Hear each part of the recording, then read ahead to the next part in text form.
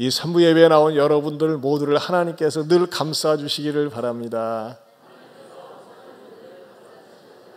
아멘. 우리 옆에 분들하고도요, 축복의 인사합니다. 하나님께서 늘 감싸 주시기 바랍니다.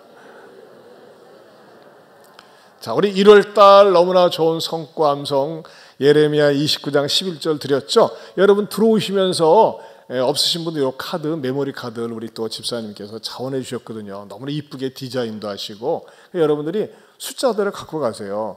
그 승용차에도 꽂아 놓고 또 식탁에도 놓고 말이죠 하면서 암송하고 아이들하고 암송도 하고 또 영어로도 암송해 보세요. 너무너무 좋아요. 자, 우리 한번 암송해 볼까요? 여호와의 시작. 여호와의 말씀이니라. 너희를 향한 나의 생각을 내가 아나니 평안이요 재앙이 아니니라. 너희에게 미래와 희망을 주는 것이니라. 예레미야 29장 11절 말씀. 다시 한번요, 크게 시작. 여호와의 말씀이니라. 너희를 향한 나의 생각을 내가 아나니 평안이요 재앙이 아니니라. 너희에게 미래와 희망을 주는 것이니라. 예레미야 29장 11절 말씀. 아멘. 우리 하나님은요, 여러분 한 분 한 분에게 미래와 희망을 주기를 원하세요. 그리고 여러분은 구 주인공이 되시기를 축원합니다. 그 주인공인 여러분 앞에 제가 또 말씀을 준비했습니다. 오늘 다시 사도행전 강해로 돌아왔습니다. 오늘은 사도행전 강해 232번째입니다.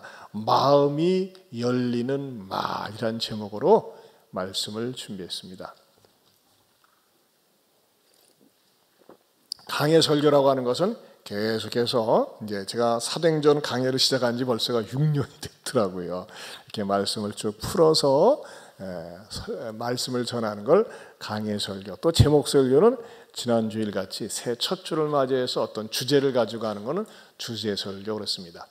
강해 설교가 강해 설교의 장점과 축복이 뭐냐면 강해 설교는 누구를 염두에 두지 않고 누구를 생각하고 말씀을 전하는 것이 아니라 본문 속에서 흘러넘치는 대로 그대로 메시지가 전해져 간다는 것입니다. 제목 설교는 주제가 있어요.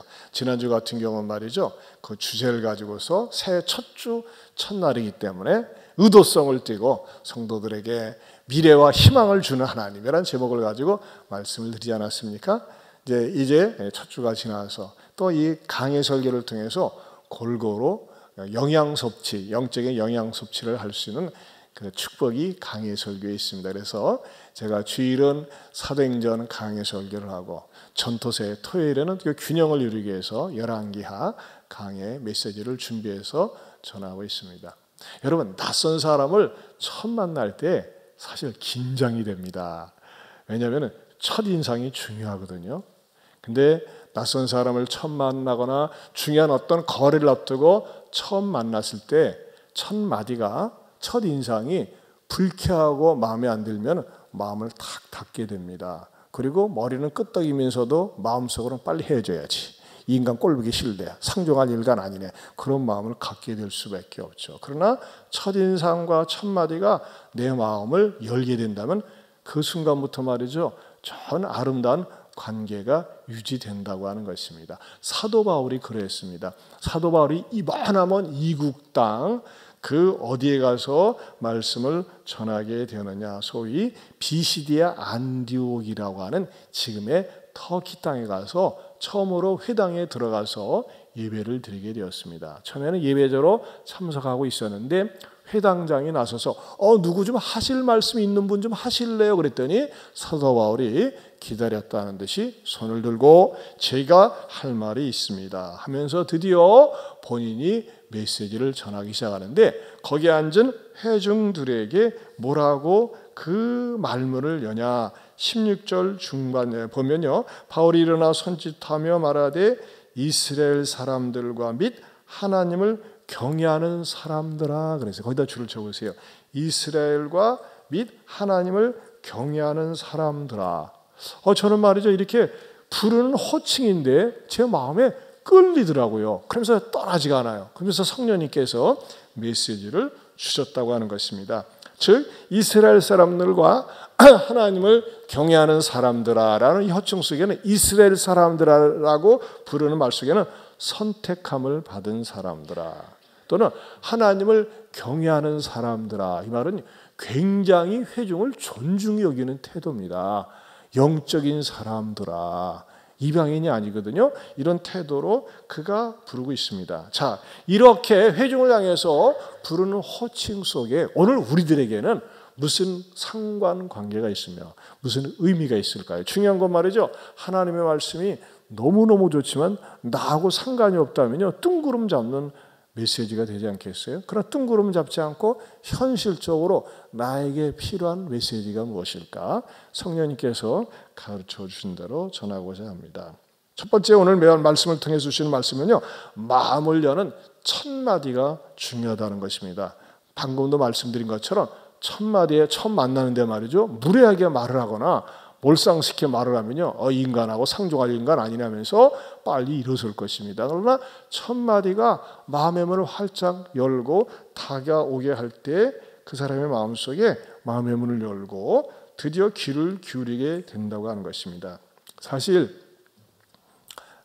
사도 바울은 말이죠, 이국 땅에서 말씀을 전하는 입장에서 그 비시디아 안디옥에 있는 사람들하고 어울리거나 생활한 적이 없어요. 여러분, 사람이 사람을 아는 것은 참 쉽지 않습니다.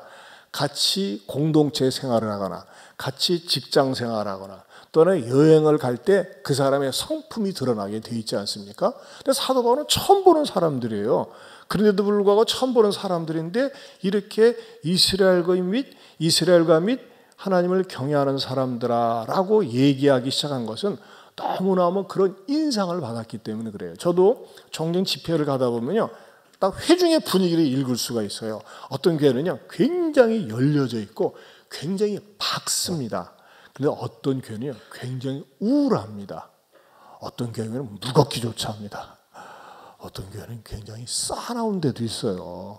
그런 데는 교회가 시험이 있거나 어려움이 많은 교회겠죠. 그런데 어떤 교회는요, 굉장히 밝고 긍정적이고 좋습니다. 우리 교회는 어떤 교회일까요? 아주 밝고 분위기가 좋다고 다들 얘기합니다.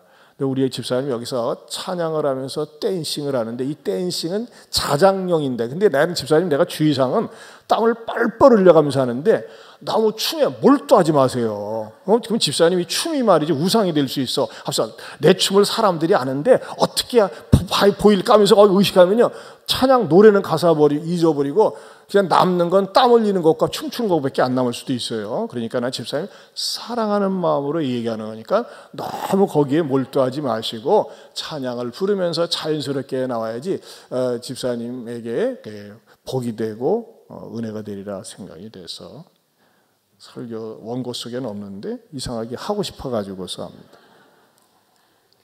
자, 사도 바울이 이스라엘과 및 하나님을 경외하는 사람들아라고 시작하는 이것이 얼마나 인상적이었는지 여러분 중간에 26절에도 다시 나옵니다. 26절 성경을 보세요. 형제들아, 아브라함 후손과 너희 중 뭐라고 그랬어요? 하나님을 경외하는 사람들아, 또 나와요. 그렇죠? 한마디로 얘기해서 같은 말이 나온다는 건 뭐예요? 거기에 대한 인상이 깊었다고 하는 것입니다. 저희 교회도 외부 강사들을 이렇게 초청하다 보면요, 칭찬을 자주 하는 경우가 있어요. 너무나 이미지가 좋기 때문에, 인상이 좋기 때문에 그런 뜻이겠죠. 여러분, 이것은 우리가 대인 관계에 있어서도 마찬가지입니다. 내가 어떤 언어를 쓰느냐에 따라서 상대방의 마음을 확 끌어당길 수도 있고 상대방을 밀칠 수도 있다고 하는 것입니다. 어느 대기업 회장님이 귀한 손님을 접대하려고 본인이 유명한 어떤 고깃집에 갔습니다. 아줌마, 여기 집에 제일 맛있는 고기 부위를 좀 주세요 하면서 주문했어요. 그랬더니 그 사장 아주머니가 고기를 갖다가 한 접시를 테이블에다 갖다 놨는데 회장님이 딱 보더니 아줌마, 고기에 왜 이렇게 기름이 많아요 하면서 말이죠, 탁 내뱉었어요. 그러니까 분위기가 얼마나 썰렁하고 싸늘해지겠어요. 그러니까 여주인이 다가와가지고 말이죠. 아이고 회장님 죄송해요. 이놈의 소가 말이죠. 상에 올라오기 전에 운동을 안 했나 봐요. 어쩌면 이렇게 자세히 살펴보지도 못하고 게을러 터진 소를 잡아왔나 모르겠어요. 죄송해요. 그런데요 회장님, 운동 안 한 놈은요 살이 더 부드럽답니다. 뭔 말인지 모르시나 보네. 여러분요, 우리 음식점 하시는 분 아시죠? 닭도요, 산에다가 이렇게 방목해가지고 어느 시골에 가보면 닭이 날라다녀, 닭은. 근데 그런 닭을 얼마나 질긴지 몰라요. 왜? 너무나 이 살이 말이죠. 운동을 많이 해가지고 근육질이 나서 뜯으려면 이빨이 뽑아질 정도로 단단해요. 소도 마찬가지고 운동을 많이 하면요. 그게 실제로 그렇거든요. 근데 이 유머 감각으로 말이죠. 운동 안 하면 살이 연하답니다. 이렇게 얘기하는 것 덕분에 회장의 입에서 웃음이 터져나왔고 또 초대받은 손님은 한술 더 떴습니다. 아이 사장님 괜찮아요. 이거 먹고 우리가 뭐 운동 열심히 하죠 하면서 다 같이 웃었고 팁도 더 주고 손님들은요 소고기 맛보다도 더 좋은 그 여사장님의 말고기 맛을 보고 웃었다는 것입니다. 자, 소고기 맛은 말이죠 거기서 거기입니다. 중요한 것은 어떤 사람과 어떤 말을 주고 받느냐에 따라서 밥맛이 있는 거예요. 또 기분이 좋은 겁니다. 그 결과 고깃집 주인은 말이죠 아주 좋은 단골을 확보하게 되었고 회장은 말이죠 그 말고기 맛을 본 이후로 계속 전도해가지고 서로가 윈윈하면서 그 고깃집은 더욱더 유명해지고 장사가 잘 되고 행복하게 살았답니다. 세상살이 방정식은요 누구나 다 다릅니다. 내가 어떤 약함이나 실수가 있을 때 우기는 것이 아니라 그것을 그대로 인정하고 받아들일 때 오히려 분위기가 반전될 수가 있습니다. 어떤 사람은 툭하면 원망하는 사람이 있어요. 구차게 변명을 늘어놓습니다. 그것은 오히려 유익이 되지 않습니다. 예전에 말이죠 천주교에서 수영차를 타고 다닐 때 멘티에다 스티커 그거 붙였어요. 내 탓입니다. 참 그게 한동안 말이죠 참 굉장히 저는 인상이 좋았거든요. 근데 왜 요즘은 내 탓입니다 이 스티커가 없을까요? 사람들이 빈정댔어요. 왜 내 탓이냐? 네 탓이지 하니까 말이죠 그게 쑥 들어간 것 같아요. 그러나 어쨌든지 중요한 것은 우리가 인간관계에 있어서 내 허물과 내 실수를 그냥 쉽게 인정하고 받아들일 때 관계가 회복됩니다. 그러나 박박 우기고 변명하고 할 때 말이죠 점점 어려워진다고 하는 것입니다. 내 실수를 받아들이는 거예요. 수용하는 겁니다. 그럴 때 관계는 아름다운 관계가 되어져 갑니다. 망가진 관계도 바로잡을 수가 있습니다. 바로 평화를 만들어낼 수가 있다고 하는 것입니다.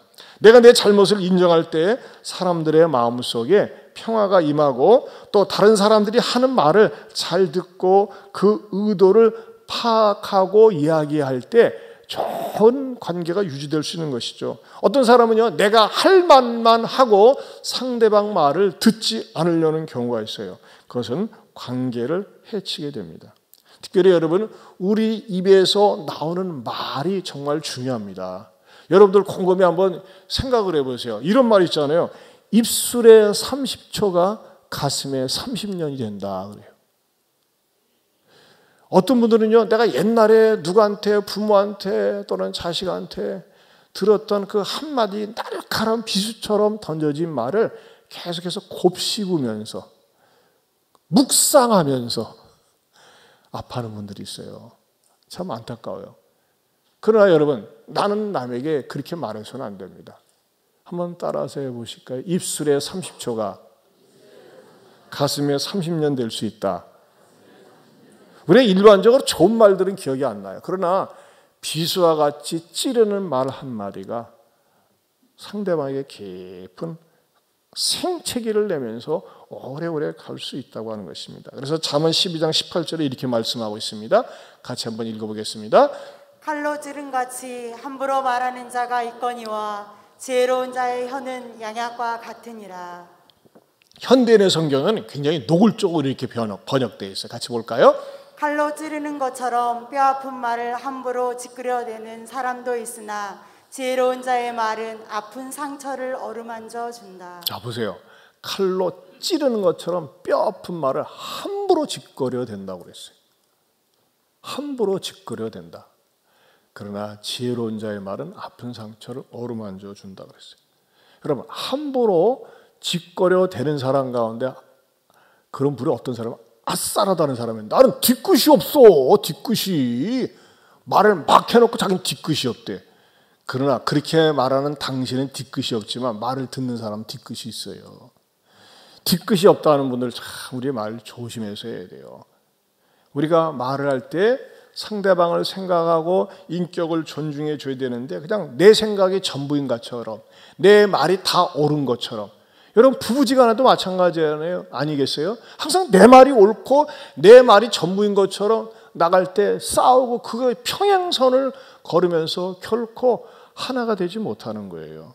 우리가 때로는 내가 한 말이 모순이 될 수도 있고 내가 한 말이 부족하고 내가 한 말이 옳지 않다고 하는 것을 인정할 때 대화가 되는 건데 항상 내가 한 말이 옳은 거예요. 여러분, 우리 정부와 야당 말하는 거 보세요. 자기네들 말만 옳아요. 듣지 않으려고 하니까 항상 평행선을 달리고 그냥 뉴스보이가 그냥 그렇지 않습니까?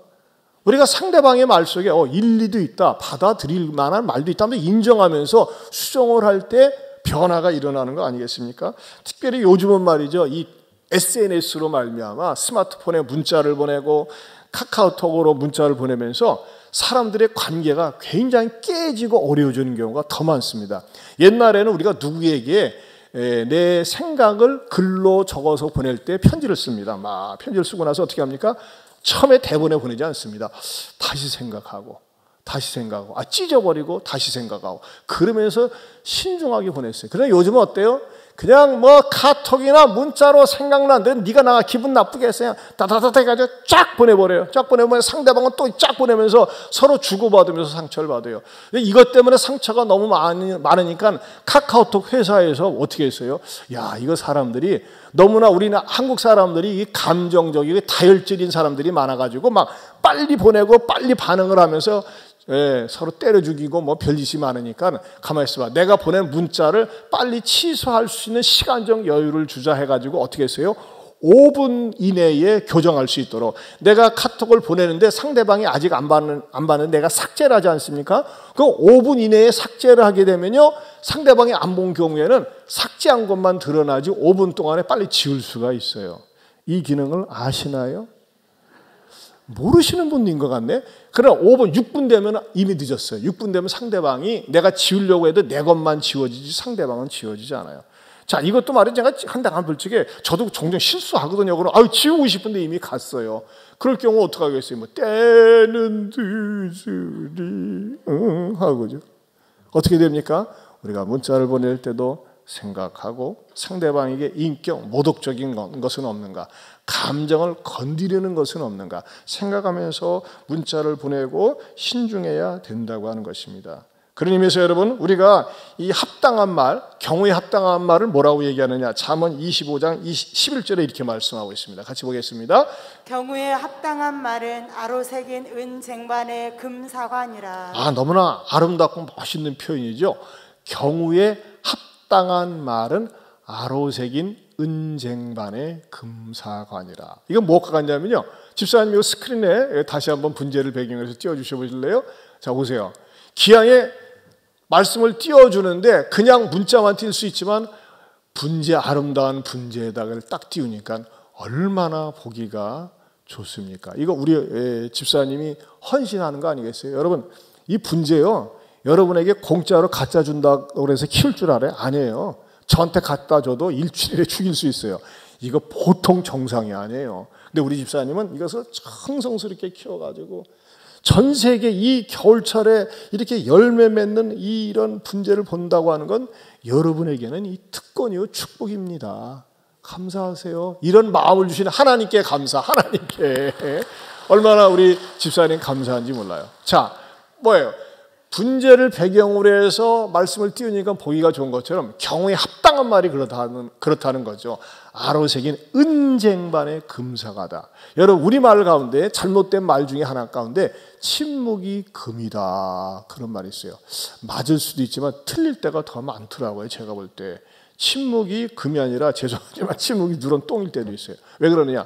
때로는 말이죠. 저 사람이 나를 위해서 말을 해주고 격려를 해줘야 되는데 말하기, 격려하고 축복하기 싫어 아깝고 인색해서 말이죠. 침묵하는 경우가 있어요. 피하는 경우가 있어요. 얼마나 인색합니까? 얼마나 비겁합니까? 아니에요, 여러분.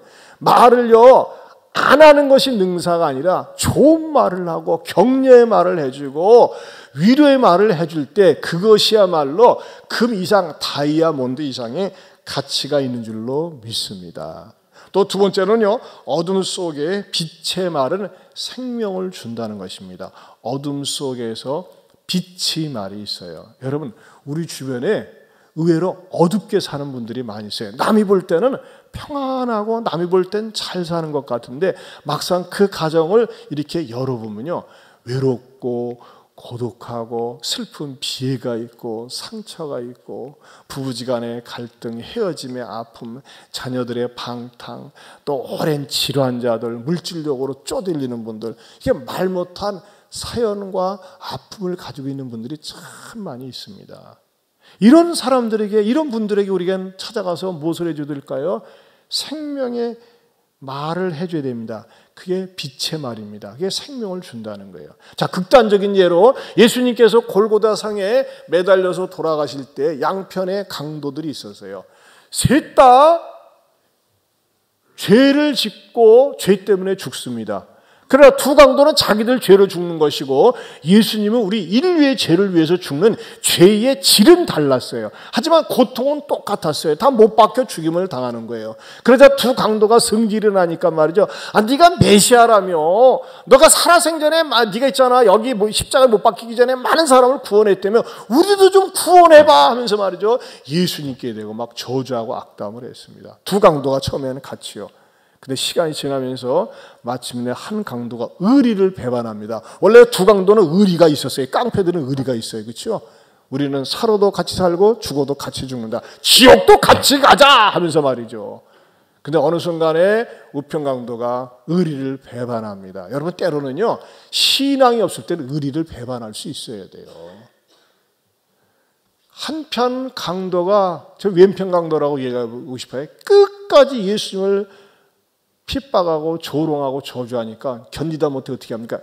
야, 이놈아, 내 입 다물라! 너나 나나 죄 짓고 이렇게 벌 받는 거야. 이렇게 죽는 거야.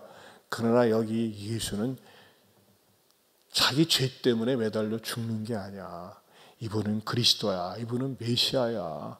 하면서 예수님을 옹호합니다. 그리고 예수님께 말이죠. 예수님, 나도 죽을 날 이제 곧 죽을 텐데 당신의 나라에 임할 때 나를 좀 기억해 주세요. 그렇게 얘기합니다. 그때 예수님께서 뭐라고 말씀하세요? 누가복음 23장 43절입니다. 같이 한번 읽어보겠습니다. 예수께서 이르시되 내가 진실로 내게 이르노니 오늘 내가 나와 함께 낙원에 있으리라 하시니라. 네, 이 사람은 어떻게 예수님으로부터 메시지를 듣게 되었어요? 막판에 회개한 거예요. 막판. 그래서 우리가 그런 말 하지 않습니까? 우리 인간의 신체 가운데 제일 먼저 열리는 게 귀가 열리고 다칠 때도 귀가 다친다고 하지 않습니까? 여러분, 참 희한한 건요, 아기들 태어났을 때 눈이 안 보여요. 눈은 떴지만. 그렇지 않습니까? 근데 귀가 열려요. 귀가. 죽을 때도 귀가 맨 마지막 순간에 귀가 맨 마지막에 닫힌다고 그래서 마지막 순간까지 들어야 될 게 바로 복음이라고 하는 것이죠. 여러분, 이 강도들은 평생 못된 짓만 하고 살았지만은 막판에 회개하고 예수님으로부터 생명의 말씀을 듣고 영생을 얻고 구원 얻게 되었어요. 우리 교인들 가운데서도 의외로 장기 요양원에 계시는 분들, 병상에 오래 계시는 분들이 있으세요. 이런 분들이 마지막 순간까지도 들어야 될 메시지가 뭘까요? 생명의 메시지예요. 내 죄를 회개하고 인정하고 예수님을 받아들이는 겁니다. 우리 교회 유희영 권사님이 계세요. 주보에다가 실었는데, 그 권사님 남편이 말이죠, 담도암을 얻어가지고 이제 처음에는 말이죠, 암을 얻었을 때 막 살을 쉬려고 몸부림을 쳤대요. 의지를 가지고. 근데 서울대병원 다른 데서 다 종합적으로 더 이상 가망이 없습니다. 그러니까 이분도 이제 당신이 포기를 한 거예요. 포기를 했으니까는 우리 권사님이 얼마나 지극정성으로 남편을 섬겼는지 몰라요. 근데 이분은 희한하게 신앙을 받아들이지 않아요. 그래서 이제 권사님이 그냥 너무너무 안타까워하다가 드디어 저를 불러서 제가 조용히 가서 김 선생님 아시죠? 이제 세상 떠날 날 얼마 남지 않은 거 아시죠? 저도 몰라요. 저도 언젠간 죽습니다. 김 선생님도 세상 떠납니다. 그러나 이렇게 떠나긴 너무나 억울합니다. 내가 죄인임을 인정하고 예수님 앞에 나는 죄인입니다. 그걸 수용하고 예수님을 모시지 않겠습니까? 가만히 계세요. 까딱도 안 해요. 그래서 제가 반복해서 3번 했는데도 불구하고 가만히 있어요. 제가 그분을 뵌 지 20년 만에 뵈요. 우리 권사님, 우리 개척할 때부터 계셔가지고 처음에는 몇 번 나오다가 이분도 파란만장한 삶을 사셨어요. 교사하다가 사업하다가 또 다시 50대 초반에 또 다시 교사로 들어갔다가 대단한 그런 삶을 살았는데 이분이 말이죠, 신앙을 받아들이지 않는 게 너무너무 안타까운 거예요. 권사님이 서서 막 울면서 말이죠, 주 하는데도 불구하고 받아들이지 않아요. 이야, 제가 그걸 보면서 뭐가 어려울까? 이제 이분도요, 자기가 안 돼요. 내가 세상 떠날 거니 포기를 했대. 그러면은 복음을 받아들여야 되는데 안 받아들이는 거예요. 그래서 제가 안 되겠다 싶어가지고 일본말로 요시 주부에다 옮긴 거예요. 우리 권사님한테 내가 허락받고 중보기도 하겠습니다. 그러니까 여러분들이 아무튼 제가 또 한번 쳐들어가려고 하는데 좀 기도해 주세요. 따라서 김종대 씨에게 마음문 열고 복음 받아들이게 하옵소서. 3번 기도 제목입니다. 3번. 우리 유여인 권사님 남편 김종대님 담담 말기로 죽음을 준비하면서 꼭 예수님 영접하게 하옵소서. 처음에는요, 죽음이 내 사건 것처럼 받아들이지 않았대요. 그러나 이제는 안 돼. 그래서 음식도 안 먹으려고 그러고 내가 죽을 건데 못 들어 먹어. 그런데요. 그런데도 불구하고 복음을 안 받아들여요. 저는 참 이걸 보면서 이 복음을 받아들이고 여러분들이 이렇게 교회 나오실 수 있다는 이 자체가 은혜 중에 은혜요, 축복 중에 축복인 줄로 믿습니다. 이거 저절로 되는 거 아니에요. 여러분의 마음속에 말이죠, 내가 왠지 교회 가고 싶다, 예배 드리고 싶다, 하나님을 찾고 싶다, 이렇게 우리 왕건혜님처럼 말이죠, 교회 오고 싶다. 이건 복받은 주인공입니다. 이건 복받은 거예요. 내 발로 안 돼요. 하나님께서 감동을 주신 거거든요. 그래서 여러분들이 우리 김종대님을 위해서 기도 많이 해주시기 바랍니다. 세 번째로는요, 부족해도 긍정의 말을 해줘야 한다는 것입니다. 부족해도 긍정의 말을 해줘야 한다. 여러분, 우리가 사람을 대할 때, 특별히 자녀들을 키울 때 양이 차지 않을 때가 있어요. 그래도 직방으로 얘기하지를 말고 긍정의 말을 해줘야 된다는 겁니다. 여러분, 사도 바울이 낯선 이국 땅에서 회중들에게 이스라엘 사람과 및 하나님을 경외하는 사람들아, 이렇게 사람들의 마음을 타스하기에 감싸주면서 메시지를 전했을 때 결과론적으로는 어떻게 됐을까요? 13장 42절 43절을 보겠습니다. 자, 이렇게 집회를 마치고 나갈 때 어떤 일이 일어나는가 같이 한번 읽어봅니다. 시작. 그들이 나갈새 사람들이 청하되 다음 안식일에도 이 말씀을 하라 하더라. 해당의 모임이 끝난 후에 유대인과 유대교에 입교한 경건한 사람들이 많이 바울과 바나바를 따르니 두 사도가 더불어 말하고 항상 하나님의 은혜 가운데 있으라 권하니라. 자, 다음 안식일에도 다음 시간에도 오늘 주신 말씀을 또 좀 전해주세요 하면서 요청을 했다는 거예요. 뭐예요? 얼마나 긍정적인 좋은 열매를 맺었습니까? 여러분, 그렇습니다. 내가 자주 만나는 사람들에게 우리는 말의 실수를 많이 합니다.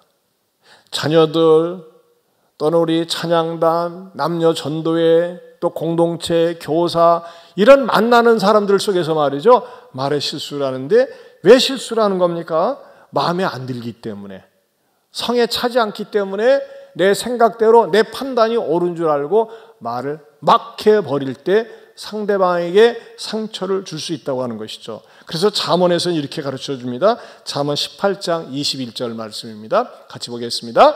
듣고 사는 것이 혀의 힘에 달렸나니 혀를 쓰기 좋아하는 자는 혀의 열매를 먹으리라. 여러분, 어떻게 보면요, 오늘의 내가 사는 것은 내가 말한 대로 될 수도 있어요.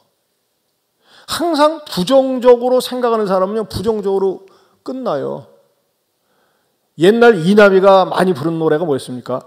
울고 싶어라. 울고 싶어라의 노래 제목이 울고 싶어라.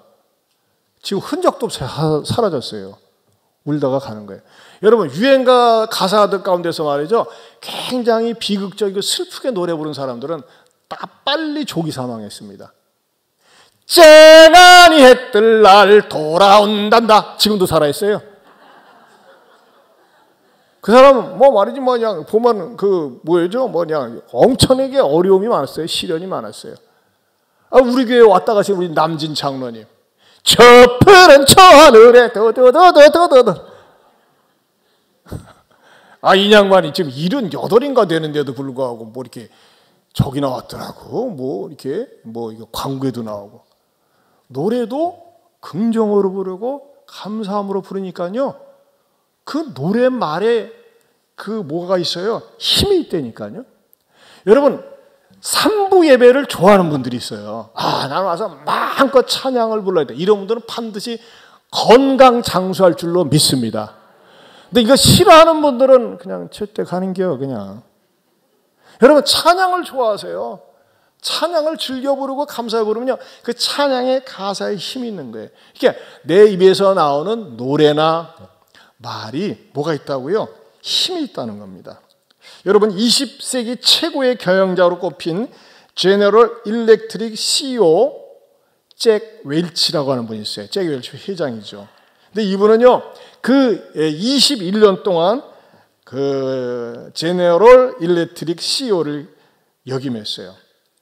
그리고 이분은 1999년에 20세기 최고의 경영자로 포춘 잡지에 소개가 되었습니다. 이분은 연설을 잘해요. 말을 얼마나 잘하는지 회중을 휘어잡고 회중의 마음을 끄는 힘이 있었어요. 그래서 기자가 물어봤어요. 아니 회장님 어쩌면 그렇게 언변이 능하십니까? 말을 잘하고 사람들의 마음을 휘어잡습니까? 저는요, 원래 말을 잘 못했어요. 아니요, 말을 못하다니요? 저는 어려서요, 말 더듬이었어요. 뭐 말하려면 말을 못하고 더듬거렸어요. 그래서 사람들이 말귀를 못 알아듣고 애들도요, 말 더듬쟁이라고 저를 놀려댔어요. 그런데 어떻게 해서 지금 이렇게 잘하시는 거죠? 그거는 어머니의 덕분입니다.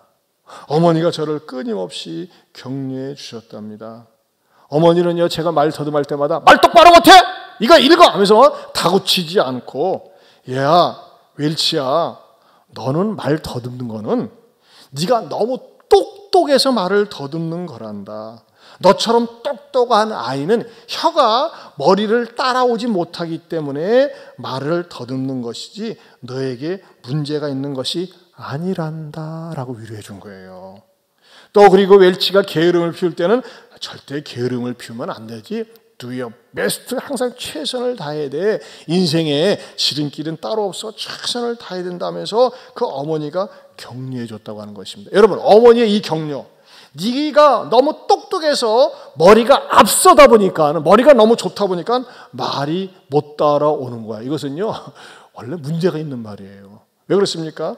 머리가 시키는 대로 말이 하게 되어 있지, 머리가 너무 앞질러 가서 말이 못 따라하는 것이 아니라고 하는 것입니다. 그러나 어머니는 그렇게 부정적으로 보지 않고 네가 머리가 너무 좋으니까 그냥 말이 못 따라가는 거야. 그렇게 하면서 위로 격려를 해주니까 거기에 용기를 얻고 그야말로 잭 윌치라고 하는 위대한 스피커가 되고 또 경영자가 된 것입니다. 여러분, 우리가 자녀들을 키울 때 너무 탁달하지 마세요. 너무 궁지에 몰아넣지 마세요. 자녀들이 약점이나 부족한 거 있으면 참고 기다려주면서 어떻게 될까요? 특별히 사춘기에 애들이 럭비공처럼 어디서 튈지 모르지 않습니까? 그럴 때마다 마저 반항하고 곁길로 나갈 때는 항상 무엇을 염두에 둬야 되느냐? 따라서부터 우리 아이는 공사 중입니다. 여러분, 차가 한없이 밀려 있어요. 왜 밀려 있는가 보니까 공사 중이야. 도로가 공사 중이야. 그러면요, A, B, C 하면서 원망합니까? 그럼 공사 중이니까 하염없이 기다리는 거예요. 어쩔 수가 없어요. 그런데 어떤 공사는 너무나 큰 공사가 있어요. 어떤 인간은 말이죠, 1년, 2년 아니라 몇 년, 또 나이 먹어서도 말이죠, 여전히 변화되지 않는 그런 사람이 있어요. 왜? 그건 대공사. 큰 공사예요. 인간이 안 바뀌는 거예요. 그런 경우가 있어요. 저는 어떤 부부한테 그런 얘기 들었어요. 어떤 분한테, 이 목사님 메시지를 친절하게 들었더라면 우리 부부가 이렇게 파탄나지 않았을 텐데. 그런 경우, 그러니까 메시지를 듣는 게 중요한 거예요. 말씀을 듣고 깨달아야죠. 여러분, 저는요, 저나 여러분이나 내 입에서 나오는 말이 살리는 말, 용기를 주는 말, 희망을 주는 말, 축복의 말, 이런 말에 달인이 될 수 있기를 축원합니다. 그래서 내 입에서 나오는 말이 말이죠, 함부로 말하거나 막 말하는 사람들이 있으면요, 그 말을 붙잡고 기도해야 돼요. 하나님, 왜 이렇게 나는 내 입에서 나오는 말이 함부로 말하고 쉽게 말하고, 그래서 상대방에게 아픔을 주는지, 내 입술에 파수꾼을 세워달라고, 오죽했으면 파수꾼을 세워달라고 했겠어요. 여러분, 우리 입에서 나오는 말이 얼마나 중요하냐면 성경에서 이렇게 가르쳐줍니다. 베드로전서 3장 10절에서 11절 말씀 같이 읽어보겠습니다. 시작. 그러므로 생명을 사랑하고 좋은 날 보기를 원하는 자는 혀를 금하여 악한 말을 그치며 그 입술로 거짓을 말하지 말고 악에서 떠나 선을 행하고 화평을 구하며 그것을 따르라. 뭐를 금하라고 했어요? 혀를 금하라 그랬어요. 혀를 금하여 악한 말을 그치며 그 입술로 거짓을 말하지 말고 악에서 떠나 선을 행하고 화평을 구하며 그것을 따르라. 여러분, 우리가 새해가 시작되었습니다. 우리가 새해가 시작되면서 결심들을 많이 해요. 그러나 결심 가운데 가장 좋은 결심, 복받을 결심은 뭘까요? 나는 항상 좋은 말을 하며 살리라. 감사의 말을 하며 살리라. 격려의 말을 하며 살리라. 창조적인 말, 또 우리 하나님께서 말씀하시는 것처럼 미래와 희망을 주는 말을 하며 살리라 하면서 여러분들이 말이죠, 여러분들이 이렇게 자꾸 이런 말을 하면서 살아보세요. 그러면 하나님께서는요, 그 말이 씨앗이 되어서 또 열매를 맺으며 상대방에게 기쁨과 행복을 가져다 주게 되리라 믿습니다. 여러분, 저는 신방을 하거나 누구를 만날 때 항상 기도부터 합니다. 하나님, 첫 만남인데 무슨 말을 해야 될까요? 어떤 말을 해야 될까요? 어떻게 하면 상대방의 마음을 감동을 주는 말을 할까요? 하면서 말이죠, 성령님께서 내 말에 은혜를 주시도록 그렇게 기도하면서 만납니다. 그렇게 만나면요, 항상 좋은 결과가 있더라고요. 입술에 30초가 마음에 가슴에 30년이 될 수 있다. 이것은요, 자칫 상처로 찌른 말이 평생 가면서 잊지 못하게 거둬들일 수 없는 말 뱉어놓으면 거둬들일 수가 없잖아요. 그런 말이 될 수가 있어요. 또 우리의 말이 어둠 속에서 빛을 주고 부족해도 긍정의 말을 하면서 나 때문에 내 집안 식구들이, 나 때문에 같이 일하는 사람들이, 나 때문에 우리 교회의 공동체가 행복한 그러한 올 한 해가 될 수 있기를 축원합니다. 우리 한번 위로의 말 한마디, 이 찬양 같이 불러보길 원합니다. 위로의 말 한마디 긴장을 풀어주고 용서의 말 한마디 치유를 가져옵니다. 겸손한 말 한마디 존귀 여김받고 교만한 말 한마디 멸망을 가져옵니다.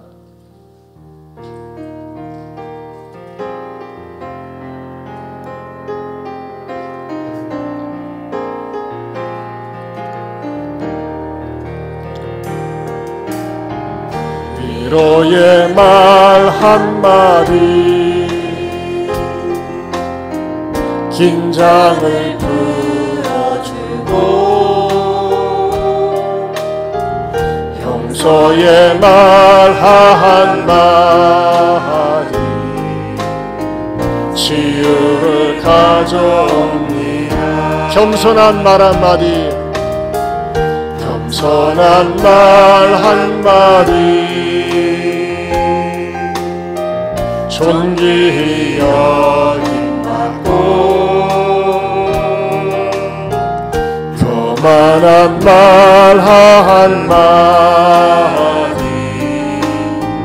멸망을 가져옵니다. 쓰디쓴 말 한마디, 쓰디쓴 쓴 말 한마디 증오를 씹으리고 잔인한 말 한마디 영혼을 파괴합니다. 격려의 말 한마디 새 소망 심어주고 지혜의 말 한마디 인격의 강림 무례한 말 한마디 무례한 말 한마디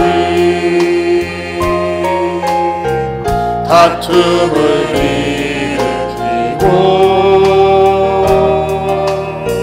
저주의 말 한마디 축복을 거둬갑니다. 사랑의 말 한마디 사랑의 말 한마디 생명을 불러옵니다. 생명을 불러오고 생명의 말 한마디 사랑을 키워줍니다. 분노의 말 한마디는 어떻습니까? 분노의 말 한마디 폭력을 불러오고 미움의 말 한마디 분열을 가져옵니다. 이해의 말 한마디 이해의 말 한마디 마음을 넓혀주고 관용의 말 한마디 인격의 성술 우리 두 손 들고 가장 아름다운 말 가장 아름다운 말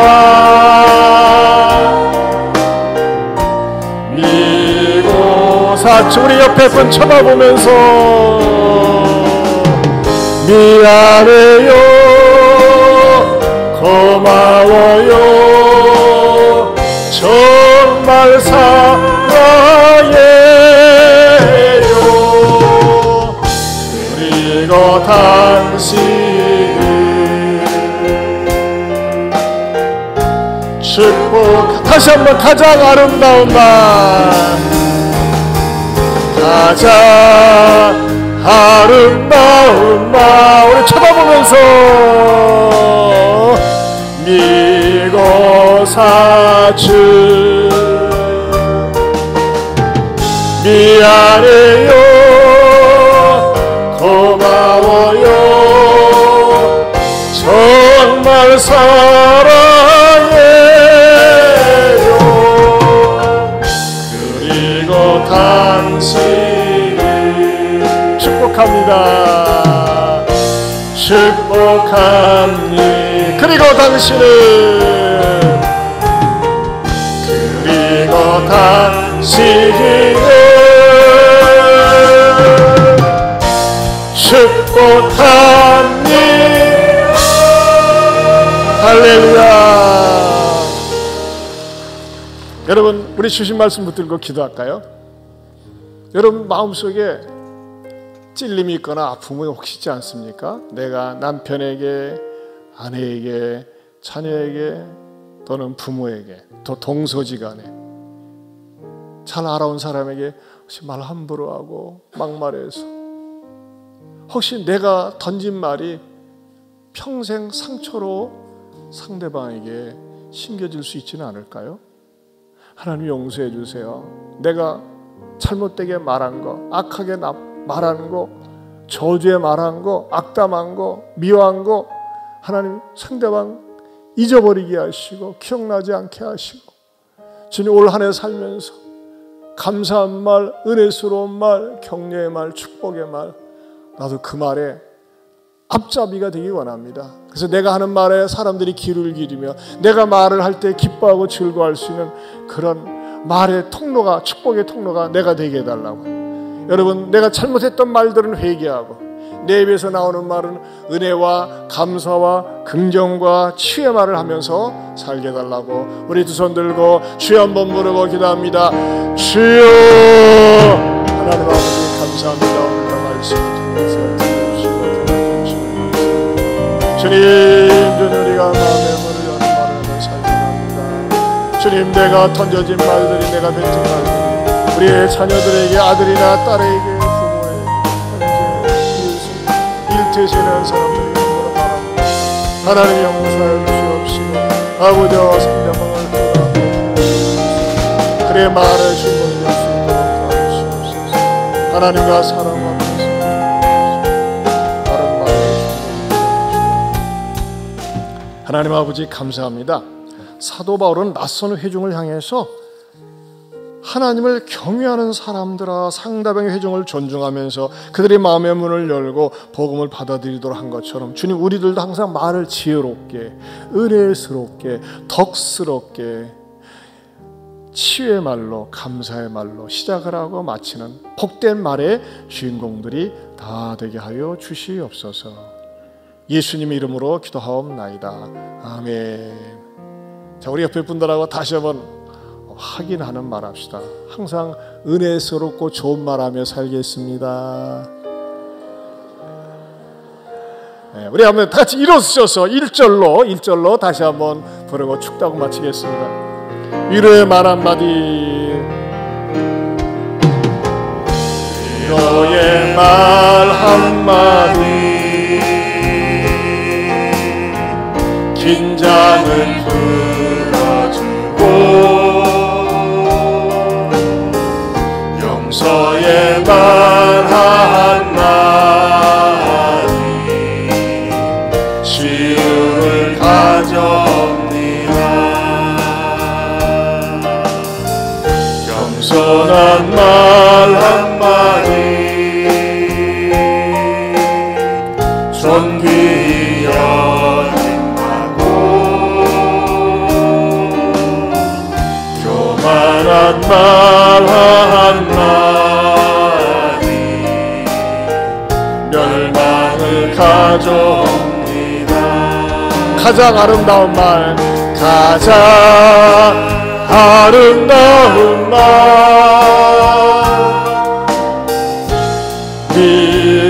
미고사주 미안해요, 고마워요, 정말 사랑해요. 그리고 당신을 축복한 가장 아름다운 말 두 손 들고 옆 사람을 향해서 가장 아름다운 말 미고사. 이번에는 쳐다보면서 미안해요, 고마워요, 정말 사랑해요. 그리고 당신을 축복합니다. 그리고 당신을